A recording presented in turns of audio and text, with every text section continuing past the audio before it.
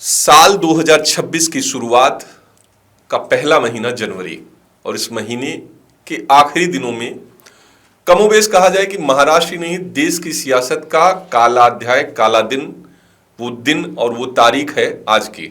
वजह है महाराष्ट्र ही नहीं देश के एक बड़े नेता जिन्हें पूरा नाम उनका अजीत पवार कहा जाता था इसलिए क्योंकि वो अब हमारे बीच में नहीं रहे और उनको चाहने वाले, उनको जानने वाले अजीत दादा कहते थे। सुबह से ही इस पर तमाम तरह की प्रतिक्रियाएं मीडिया, सोशल मीडिया पर चल रही हैं, लेकिन अजीत पवार की निजी जिंदगी, अजीत पवार का राजनीतिक रसूख और अजीत पवार से व्यक्तिगत जीवन में कैसे क्या थे अजीत पवार, उन सारे ही विषयों पर बात करने के लिए हमारे साथ हैं नवभारत समूह के संपादक और देश के वरिष्ठ पत्रकार, मैं सर अगर गलत नहीं कहूं तो संजय सर। स्वागत नहीं कहूंगा सर क्योंकि बड़ी ही मरहूम घड़ी है। पहला सर आपसे सवाल व्यक्तिगत भी रहेगा कि आपके इतने लंबे पत्रकारी जीवन में आपने अजीत पवार जी को जब पहली बार जाना और अब तक जाना, वो अनुभव कैसा रहा आपका? मुझे बहुत अच्छे से याद है कि महाराष्ट्र की विधानसभा चल रही थी और महाराष्ट्र विधानमंडल का, जैसा कि आप जानते हैं, सभी जानते हैं कि नागपुर में जो सत्र होता है, शीतकालीन सत्र, उसमें पहली बार मैंने अजीत पवार जी को देखा था। मैं अगर गलत नहीं हूं तो वो कुछ, मुझे लगता है कि अजीत उस समय पहली बार बारामती से चुनकर आए जी। पवार साहब केंद्र में गए और उनकी जगह अजीत दादा चुनकर आए थे महाराष्ट्र की विधानसभा में। और बाद में फिर ऐसा हुआ कि कुछ राजनीतिक घटनाक्रम ऐसा हुआ कि महाराष्ट्र में मुंबई दंगों के बाद, मुंबई बम विस्फोट के बाद जी। पवार साहब को मुख्यमंत्री, शरद पवार साहब को मुख्यमंत्री बनाकर यहां भेजा गया। तो पवार साहब ने फिर अजीत दादा को दिल्ली भेज दिया। दिल्ली की राजनीति, ये वो दौर था जब पवार साहब की रहनुमाई में अजीत बड़े हो रहे थे और मैंने पहली बार एक ऐसे नेता को कार से उतरते देखा था, एक ऐसे नेता पुत्र को जो एकदम बांका छोरा था। और चूंकि ये बात 30 साल पहले की है तो वो संभवतः 35-36 साल के रहे होंगे। वो एक तेज तर्रार चेहरा, सफेद झक कुर्ता पैजामा एकदम आयरन किया हुआ, वो एक गाड़ी से उतरे और मैं एक बहुत यंग जर्नलिस्ट था तो मुझे बहुत अच्छा लगता था, बड़ा इम्प्रेस करते थे कुछ लोग कि अरे ये अजीत पवार चवावा। उस समय मीडिया में इतना फैनफेयर नहीं था, एकदम विधान भवन तक गाड़ी चली जाती थी। तो मैंने पहली बार उस व्यक्ति को उतरते हुए देखा, मतलब अरे ये अजीत पवार, एकदम यानी बहुत अच्छे दिखने वाले एक व्यक्ति। उस समय वो एक अपने यहाँ कृष्णा खोरे, जिसको सिंचाई मंत्रालय का एक भाग था, तो कृष्णा खोरे, जो कृष्णा घाटी जिसको कहते हैं, कृष्णा घाटी मंत्रालय हुआ करता था, एक अलग इरिगेशन का एक पार्ट हुआ करता था, उसके वो मंत्री थे, राज्य मंत्री थे। तब मेरी उनसे पहली बार मुलाकात हुई थी। उसके बाद से अब तक समझ लीजिए कि ये पिछले 30-32 वर्षों में हजारों बार देखा है उनको। कई बार उनको रिपोर्टिंग करने का ये मिला और मैंने जब अजीत पवार को देखा, काम करते देखा। यानी बहुत सारे राजनेता ऐसे हैं जो बहुत सारा काम करते हैं, वो जनसंपर्क भी करते हैं, कुछ उनकी निजी पल होते हैं, कुछ निजी जीवन होती हैं, बहुत सारी ऐसी चीज़ें होती हैं। मगर अजीत पवार के साथ ऐसा नहीं। अजीत पवार को मैंने जब भी देखा है, काम करते देखा है, तो वो बहुत ही काम के आदमी थे। हम हिंदी में भले बात कर रहे हो, लेकिन हम महाराष्ट्र से बात कर रहे हैं और एक महाराष्ट्र के नेता के बारे में बात कर रहे हैं। आज पूरा दिन दादा के बारे में यही कहा जा रहा है की कामाचा माणूस निघून गेला. कामाचा माणूस निघून गेला. जो काम का आदमी था वो चला गया. और ये मुझे, जो कुछ जीवन में आप हर किसी से कुछ ना कुछ अच्छा सीखते हैं, हर किसी न किसी व्यक्ति से कोई ना कोई प्रेरणा लेते हैं, लेकिन दादा से या सीनियर पवार साहब से, इवन शरद पवार साहब को, शरद पवार साहब को भी कमोबेश में उतने ही वर्षों से जानता हूं, क्योंकि रिपोर्टिंग के समय से के बाद ही पवार साहब को मैं उसके और पहले से जानता हूं, क्योंकि पवार साहब से जुड़े कुछ बचपन के किस्से हैं, जो उनकी प्रचार सभाओं में कार्यकर्ता के रूप में जाना, यानी कार्यकर्ता यानी भाषण चालू है तो सुनने चले जाना, उस तरह से. लेकिन दादा के मामले में ऐसा था, एक ऐसा व्यक्ति जिसको हम इंग्लिश में नो नॉनसेंस लीडर कह सकते हैं. काम के मामले में उनके साथ बहुत विवाद जुड़े रहे, उनकी बहुत किस्से हैं, उनके बारे में बहुत किंवदंतियां हैं, लेकिन एक चीज जो उनके पूरी पर्सनालिटी को अलग बनाती थी, और उस तरह की पर्सनालिटी वाला, उस तरह के व्यक्तित्व वाला दूसरा नेता कम होगा. सुबह 7 बजे से, लोग तो कहते हैं 6 बजे से, पर चूंकि मैंने उनको 2-4 बार जब भी मैं मिला हूं, तो उनका प्यून बाद में आता था, पहले वो आ जाते थे ऑफिस में. और रात को कभी आप 1 बजे 2 बजे भी उनको उसी तरह देखेंगे. और कई बार जब उनसे पर्सनल मिलने का मौका भी आया और हम लोगों ने उनको पूछा कि, हम लोगों ने, मैंने भी, कई लोगों ने पूछा होगा, तो उन्होंने ये कहा कि मुझे समझ में ही नहीं आता, मुझे थकावट नहीं आती, कोई बीमारी नहीं है, कोई आजारी नहीं है, कोई व्यसन नहीं था, एक काम का नशा था. वो काम के नशे में इतने मशगूल थे कि उनको और कुछ, शायद ना बीमारी आजारी, कोई चीज छू ही नहीं पाई.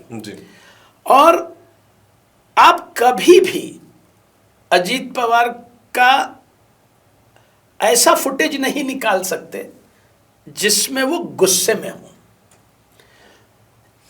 अथॉरिटेटिवली वो गुस्से में रहे.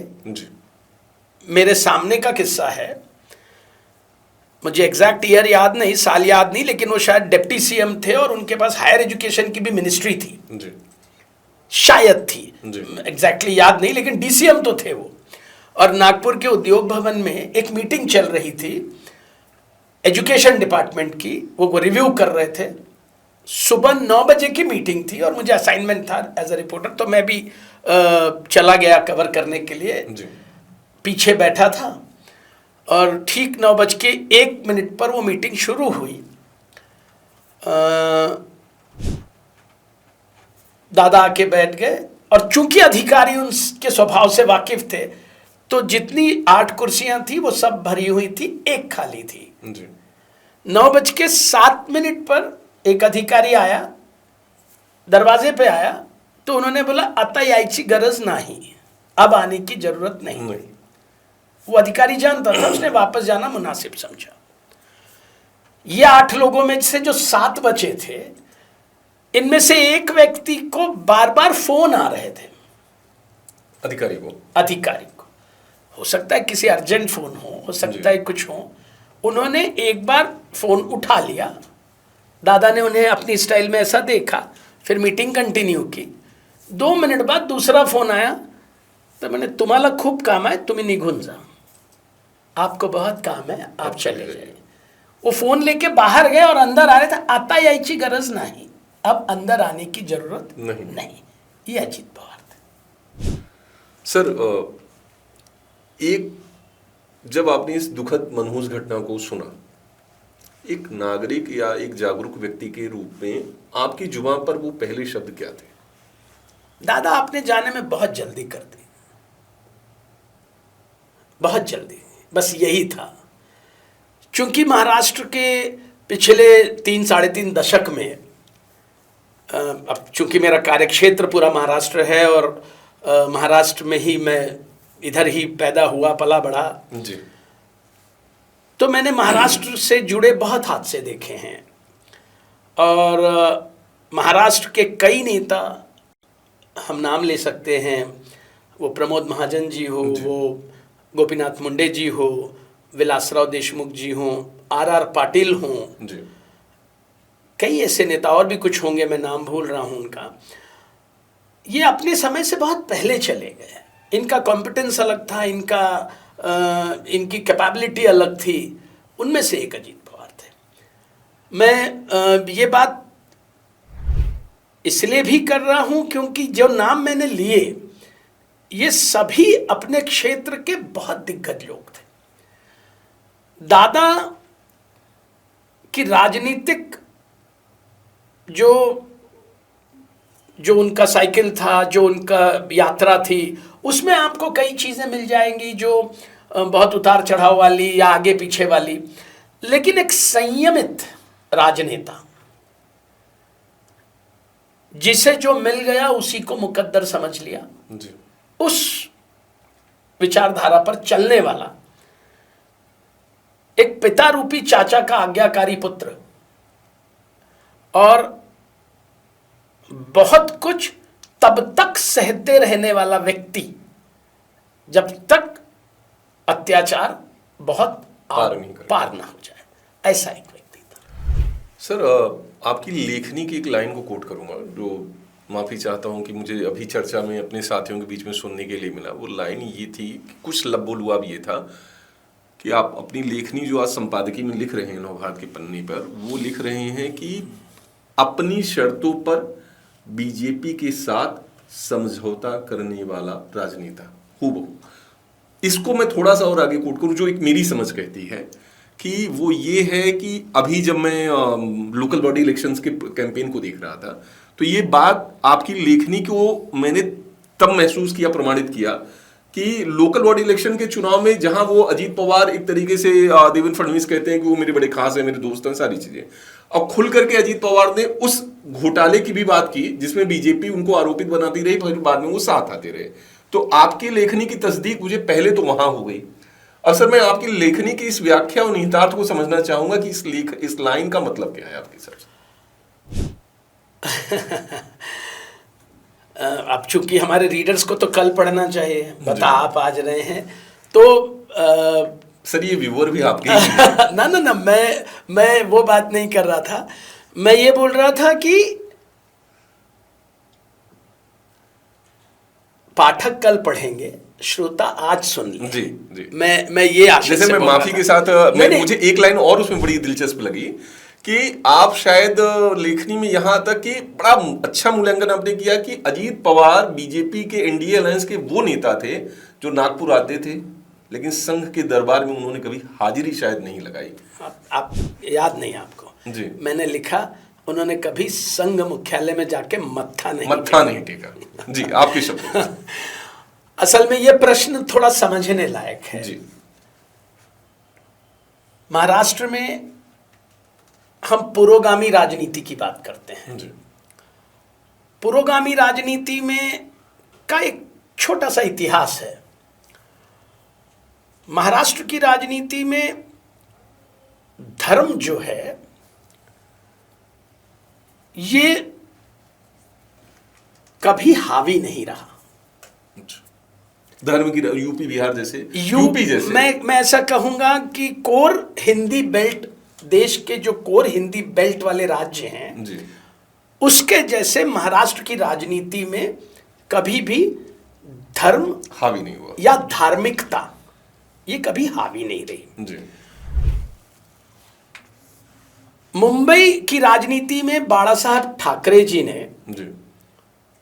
भगवा और उसका मान, भगवा और उसका स्वाभिमान, जी, उन्होंने 1986 में 86 के आसपास उसको हवा दी, उसको बुलंद किया। वो बुलंद करने के बाद बीजेपी के समझ में आया कि हाँ, हमें बाला साहब ठाकरे की छत्र छाया में रहना चाहिए। सांप्रदायिकता सो कॉल्ड और सो कॉल्ड धर्मनिरपेक्षता, मैं इन दोनों शब्दों को यूज करते समय इस तरह की बातें करता हूं। जी। चूंकि ये दोनों शब्द मेरे हिसाब से इसका कोई निहितार्थ है ही नहीं, हर व्यक्ति अपने तरीके से यूज करता है। इनका मूल्यांकन धर्मनिरपेक्षता की बात करते समय एक बहुसंख्यक धर्म को नकारना बुद्धिमानी नहीं है, जी। और सांप्रदायिकता की बात करते समय किसी एक अल्पसंख्यक समाज को दोषी बताना ये महामूर्खता है, मेरी निजी धारणा है। जी। आपका प्रश्न था कि उन्होंने अपनी शर्तों पर बीजेपी से समझौता किया, उन्होंने कभी संघ मुख्यालय पर मत्था नहीं टेका। जी। 2014 के बाद भारतीय राजनीतिक व्यवस्था में जो उसका सबसे महत्वपूर्ण अंग हुआ करता था जी। वो था विपक्ष। भारतीय राजनीतिक व्यवस्था तब ही मजबूत है जब परम पूज्य डॉक्टर बाबा साहब आंबेडकर द्वारा लिखे गए संविधान के तहत उसमें विपक्ष शामिल। जी। अगर विपक्ष नहीं है तो राजनीतिक व्यवस्था अधूरी है। जी। इस राजनीतिक व्यवस्था को विपक्ष मुक्त बनाने का एक अभियान 2014 के बाद शुरू हुआ। मोदी युग की बात कर रहे हैं। मैं 2014 के बाद की युग की बात कर रहा हूं। उसमें कई तरह के युग हैं, उसमें मोदी युग है, उसमें योगी युग है, उसमें फडणवीस युग है, उसमें विश्व शर्मा युग है, उसमें तो यानी भजन लाल युग है, विष्णु साय युग है, बहुत युग हो गए। युगा युगो ही धर्मस्य वाली कहानी है। लेकिन उसमें विपक्ष जब नहीं रहा या विपक्ष को जब नहीं रखना था तो विपक्ष को दो ही विकल्प थे उनके पास। जी। एक कि आप भाजपा के साथ जाएं और दूसरा आप जेल जाएं। विपक्ष के पास यही दो विकल्प थे। जी। इसी तरह का विकल्प अजीत पवार के पास था। अजीत पवार के ऊपर 2005 से 15 क्या मैं तो कहूंगा 2019 तक जी। जितने भी भारतीय जनता पार्टी के नेताओं की सभा, उनके यानी प्रधानमंत्री नरेंद्र मोदी जी से लेकर तो मुख्यमंत्री देवेंद्र फडणवीस जी तक, इनके और इनके बाद जितनों के, उनके हर भाषण में भ्रष्टाचार, घोटाला, अजीत पवार ये किरदार उसमें ये परमानेंट और ये होता ही था। जी। बहरहाल जब विकल्प ही नहीं होता तो आदमी कुछ नहीं करता, वो उन विकल्पों में से जाता। तो चूंकि उन्हें जेल का विकल्प मंजूर नहीं था तो वो भाजपा के साथ गए। जी। भाजपा के साथ जाने का एक और उनका बहुत बड़ा कारण था जो कि देवेंद्र फडणवीस और उनकी मित्रता वैसे बहुत अच्छी थी और उसका एक कॉमन क्वालिटी है दोनों में। दोनों दोगे ही कामाचे माणूस आहेत, दोनों बहुत काम करते हैं, इतना एक्सटेंसिवली काम करते हैं। दोनों की वो क्वालिटी किसी और को वो अनमैच्ड क्वालिटी है और इसी वजह से दोनों एक दूसरे के अच्छे मित्र भी थे। अजीत का ये मानना था कि चूंकि अब बीजेपी के साथ जाना है, वो पावर में है कि दिल्ली से लेके गली तक वो पावर में है, तो जो जनता उनको चुनकर देती है उस जनता के हिस्से के दुख दर्द दूर करने के लिए हमने उन लोगों के साथ होना चाहिए जो विकास की राह पर आगे हैं और जो पावर में है। जो पावर में, वो उनके साथ चले गए। और वो जाते समय उन्होंने, जो मैं पुरोगामी राज्य की व्याख्या कर रहा था कि एक फुले आंबेडकरी राज्य, ऐसा बोला जाता है कि हम एक फुले आंबेडकरी विचारों के राज्य में पनपते हैं जहां धार्मिकता तो है, पाखंड नहीं है। और बहुत सारे समाज सेवकों ने, बहुत सारे संत, एक बड़ी रैली, एक बड़ा ये हुआ, संत एक परंपरा है अपने यहाँ महाराष्ट्र में, जिसके वजह से हम लोग स्पिरिचुअल हैं, पाखंड हमारे यहाँ कम है। उस फुले आंबेडकरी व्यवस्था के तहत अजीत पवार पले बढ़े, उसी परिवेश में उनका राजनीतिक परवरिश हुई और उसमें कहीं भी आरएसएस का कोई भी प्रोटोकॉल मानने को ये व्यवस्था जो है पुरोगामी व्यवस्था, ये तैयार नहीं। मेरा आशय ये है उन उसूलों के साथ कभी अजीत पवार ने समझौता नहीं किया। और वो समझौता कैसे प्रमाणित कर सकते हो आपकी नहीं किया? भाई जेल नहीं जाने का विकल्प था और वो जेल नहीं जाने से वो बीजेपी के साथ चले गए, तो उसमें उनकी जनता का सेवा कर सके जो उनके मूल में है। लेकिन बीजेपी के साथ जाने का ये मतलब तो नहीं है कि आप आरएसएस की चौखट पर जाके मत्था टेको। तो पिछले इतने वर्षों में हर बार वो महाराष्ट्र विधानमंडल का जब शीतकालीन सत्र होता है या जब भी विधानसभा में जो सरकारें और सहयोगी दल चुनकर आते हैं, खासकर महाराष्ट्र में, तो वो एक बार तो भी हेडगेवार स्मारक जाके रेशमबाग में मत्था टेकते हैं। एक थैंक्स गिविंग का एक तरह की वो एक सर्विस होती है, वो जाके करते हैं। आज तक अजीत पवार वहां नहीं गए और ना गए, ना उन्होंने कभी उस बात पर दुख व्यक्त किया, ना उन्होंने कोई बहाना बनाया। साफगोई से अपने विचार को उन्होंने कभी ये बोला भी नहीं कि, और ना किसी ने उनसे पूछा। ये बात सिर्फ फील करने की है कि वो संघ मुख्यालय नहीं, इशारों में उन्होंने अपने हाँ, जबकि उनकी पार्टी के कुछ और लोग वो गए, मगर अजीत पवार और मुझे नहीं लगता कि कभी शरद पवार साहब भी वहां जाएंगे।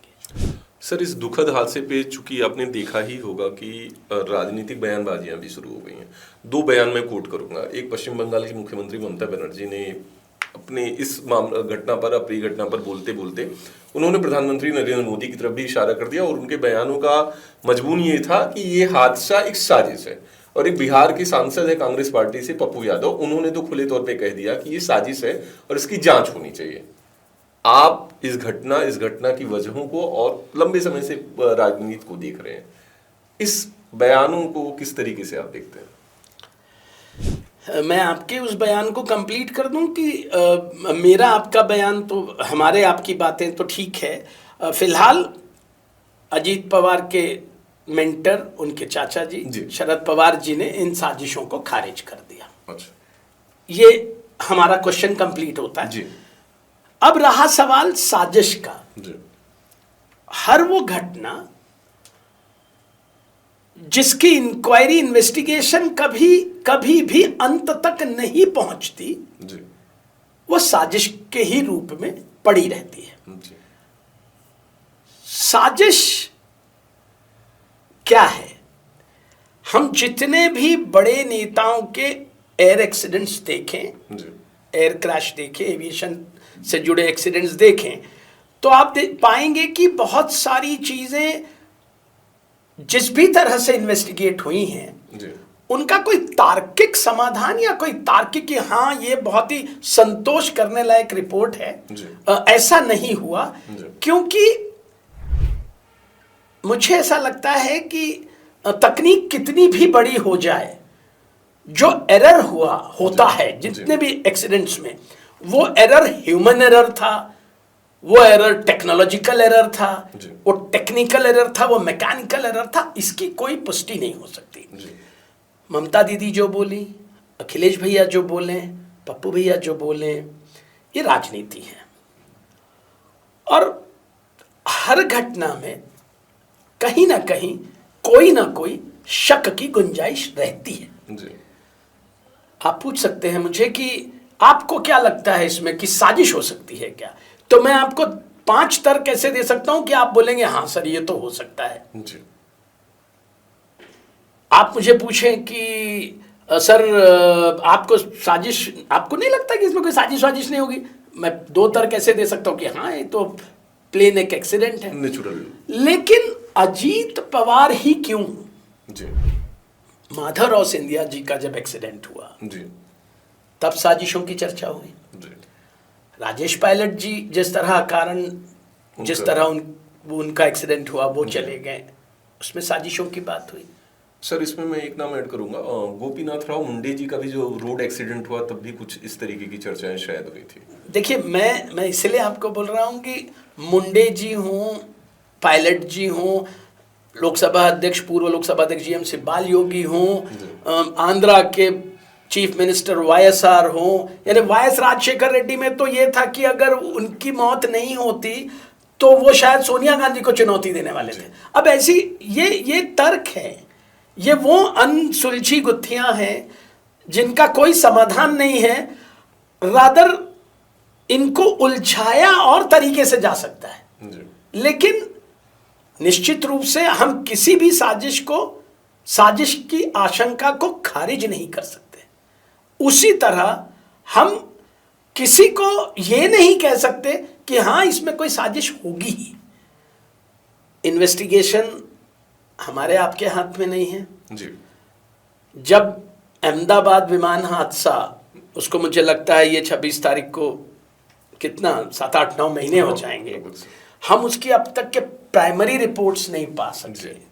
तो ये तो एक चीज जरूर है, एक बात का दुख है जो मुझे लगता है कि जिस पर हमने सवाल उठाना चाहिए कि हमारे देश की ये जो डोमेस्टिक एविएशन वाली व्यवस्था है और खासकर ये जो चार्टर्ड प्लेन वाली व्यवस्था है, ये बहुत ही त्रुटिपूर्ण है।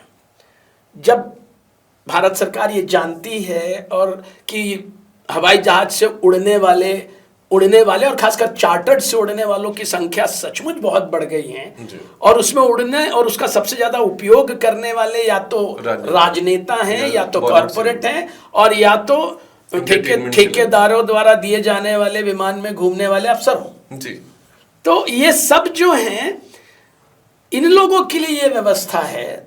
तो हम कम से कम इस दिशा में क्यों नहीं एक फुल प्रूफ एक एविएशन ऐसी पॉलिसी लाएं जो अच्छे और हवाई जहाज बनाए। इतनी मेक इन इंडिया और मेड इन इंडिया की कहानियां सुनाई जाती हैं, कम से कम आगे कोई अजीत पवार ना हो, आगे कोई माधवराव सिंधिया ना हो, आगे कोई हमारे जनरल रावत ना हो, सीडीएस ना हो, उनसे बचने की दिशा में काम करने की जरूरत है। सर, एक राजनीतिक परिस्थिति क्योंकि चर्चा उसकी भी शुरू हो गई है, एनसीपी अजीत पवार गुट कि अब केंद्र से लेकर के प्रदेश की राजनीति में, खासतौर पे सरकार में क्या भूमिका होगी, पहला। दूसरा, उस भूमिका को निभाने में वो कौन से किरदार होंगे, क्योंकि आप जानते ही हैं, समझते ही हैं, उसको समझना जरूरी, क्योंकि चर्चा उसकी भी शुरू हो गई है कि चाहे सुप्रिया सुले जी की बात हो, चाहे उनके भतीजे रोहित की बात हो, या एक नाम प्रफुल्ल पटेल का भी चर्चा में सुनने में आ रहा है। आपके हिसाब से सर क्या लग रहा है, अब एनसीपी इस अलायंस के साथ कैसे केंद्र से लेकर के प्रदेश की राजनीति को काबिज करेगा? देखिए, ये तो खैर राष्ट्रवादी कांग्रेस पार्टी को तय करना है, और फिलहाल अगले 2-4-5 दिन इतना अर्ली तो खैर वो सब नहीं कर पाएंगे। एक पॉलिटिकल सीन इस तरह का क्रिएट हो रहा है जी। और एक जनरल मैं आपको परसेप्शन ये बताता हूं कि इस तरह की जो रीजनल पार्टीज होती हैं जी, साउथ में बहुत हैं जी, नॉर्थ में 2-4 हैं जी, महाराष्ट्र में अब 2 हो गई हैं जी, 2 प्लस बाकी छोटी पार्टियां, वंचित और रिपा और बीएसपी जैसी पार्टी भी अपने यहाँ लोकल पार्टी जैसी हैं जी। तो ये रीजनल पार्टीज का एक स्वरूप होता है कि ये फाउंडर बेस्ड पार्टी होती है, यानी डीएमके हो, केसीआर वो बीआरएस हो, जी, जो भी पार्टी हो, इस तरह की सपा हो, जी, बसपा हो या कोई भी हो, इस तरह की पार्टियों का मुखिया वो फाउंडर होता है। जी। वो फाउंडर राका का, राष्ट्रवादी का, एनसीपी का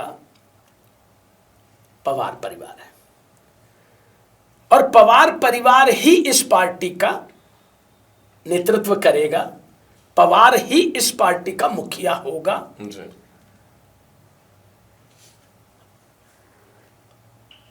वो सुनेत्रा पवार हो सकती है, वो शरद पवार हो सकते हैं, होना किसी पवार को ही है। तो सबसे पहली बात तो मैं ये मानता नहीं हूं कि कोई और व्यक्ति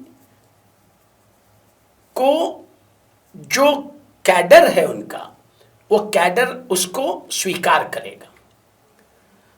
खासकर तब तक स्वीकार नहीं करेगा जब तक कोई मुखिया ना कह दे कि इसे आप स्वीकार करो, और वो मुखिया बारामती से ही होगा या बारामती की सहमति से होगा।